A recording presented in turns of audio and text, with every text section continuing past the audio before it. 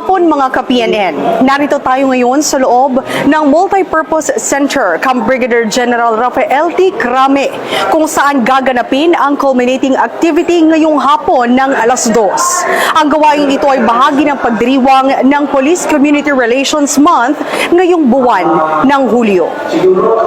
Inaasahang magtitipon-tipon ang mga pangunahing opisyal at kinatawan mula sa pambansang kapulisan, pamahalaan at iba't ibang sektor ng lipunan sa Multipurpose Center, Camp Brigadier General Rafael T. Crame, Quezon City, ngayong hapon ng alas 2, ika-31 ng Hulyo taong 2025, para sa culminating activity ng ika-30 Police Community Relations Month. May temang sa Bagong Pilipinas ang gusto ng pulis, ligtas ka.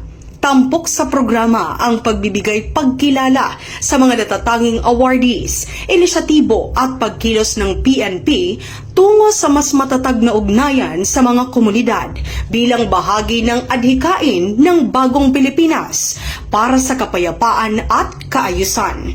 Panauhing pandangal at pangunahing tagapagsalita sa okasyon si Police General Nicolas D. Torre III, habang makikibahagi rin si Attorney Rafael Vicente R. Calinisan, Commissioner, Vice Chairperson at Executive Officer ng National Police Commission o NAPOLCOM, bilang isa sa mga natatanging panauhin.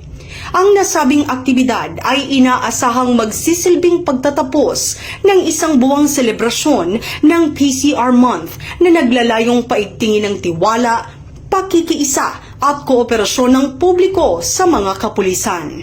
Magsisilbi rin itong plataporma upang kilalanin ang mga huwarang programa at tauhan ng PNP na nangunguna sa pagsusulong ng community engagement at public safety. Patuloy ang paghahanda ng PNP para sa maayos at makabuluhang pagsasagawa ng naturang aktibidad na inaasahang dadaluhan ng mga opisyales, miyembro ng media at mga kinatawan mula sa iba't ibang stakeholders. Mula dito sa Multipurpose Center, Camp Brigadier General Rafael T. Crame, ako ang inyong PNN correspondent, Patrolwoman Melanie Mapa, nagbabalita para sa Police News Express.